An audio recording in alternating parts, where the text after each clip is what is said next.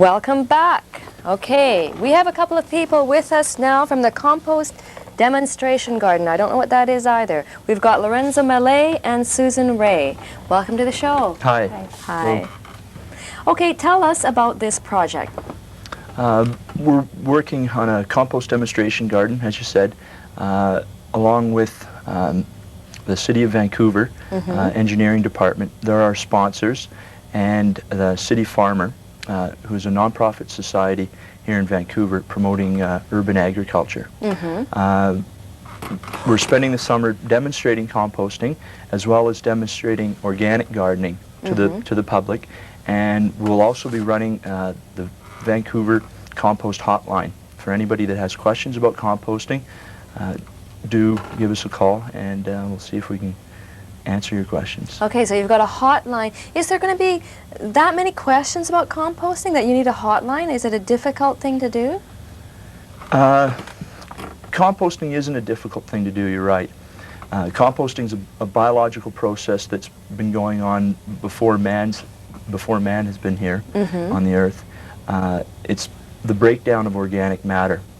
The thing that is difficult to do is managing the compost pile properly so that you don't get any unpleasant odors and so that you get a good quality product when you're finished. Okay, we'll get into the hows in a minute, but first of all, convince me, why do we need to compost? Is it for the environment so that we're not taking our refuse to the landfills, or is it to save money, or is it because it's just so darn good for the earth? It's a little bit of all of those things that you just mentioned.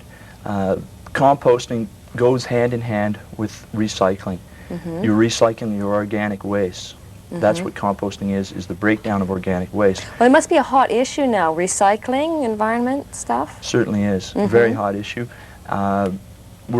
We've gotten to the point where the landfill sites, you know, we keep on being told that they're past the point of being filled, so that we have to do something with our recyclable materials. And the organic matter is one component of our waste, which is recyclable. And up until this point, we've been putting it into the landfill sites, and it really hasn't had a chance to decompose properly there. Yes. And when it does break down, we're not able to use all of the good things that it has locked up inside of it. So it's a big waste. Okay. It certainly is. And as far as being good for the soil, good for making it easy to grow,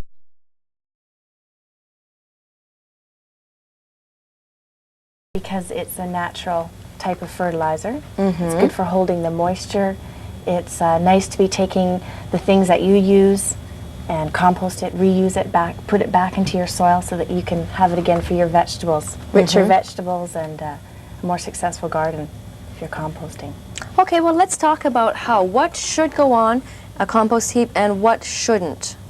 Okay, for your do's and don'ts, we are encouraging that you do not put any cooked kitchen scraps in. Why is that? Well, when you have cooked kitchen scraps, you get into the, you might fall into the pit, shall we say, of using oils or meat scraps.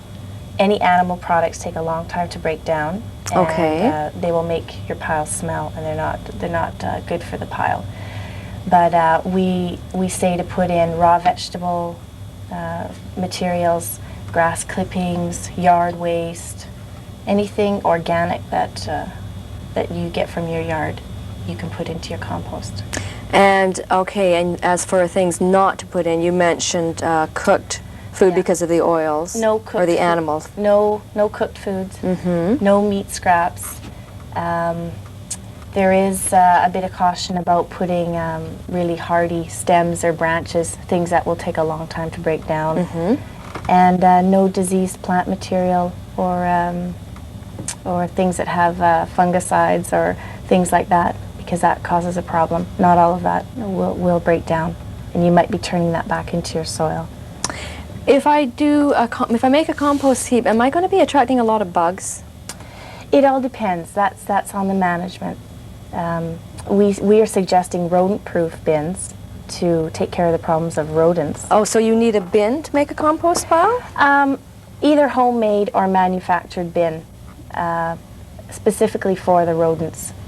And we're encouraging that half-inch wire mesh around your homemade bins or plastic bins, we'll do that. One thing that you do have to keep in mind is that the living component of the compost heap is made up of bugs and worms. There's a lot of different kinds of insects, and they help the breakdown of the organic matter. What they do is break the material down into smaller particles. So having the bugs, the flies in the compost heap is a perfectly natural thing, as well as the worms. Oh, okay.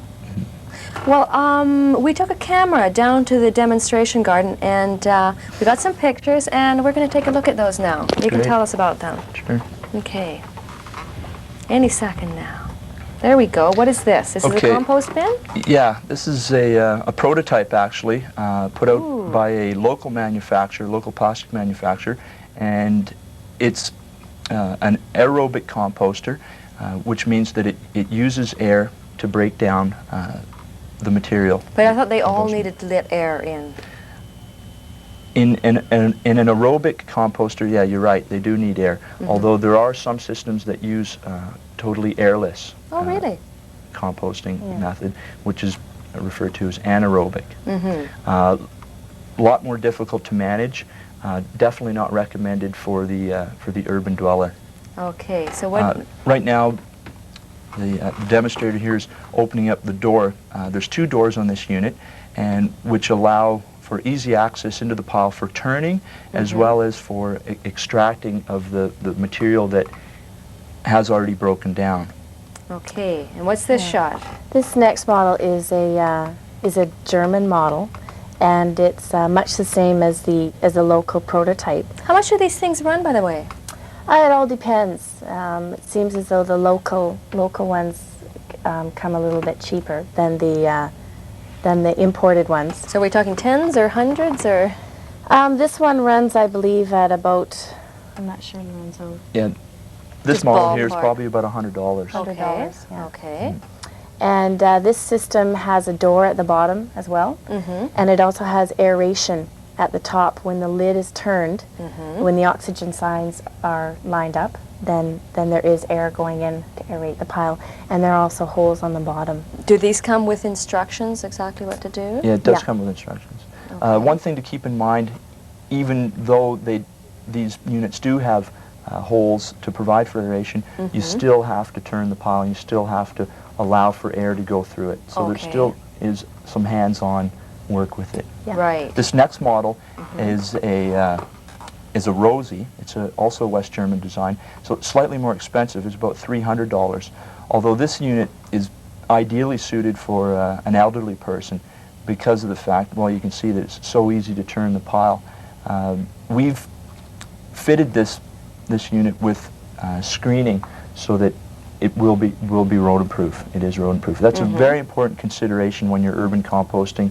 We're trying to eliminate the problem before it starts, and if people follow our suggestions, I think they'll be able to do that.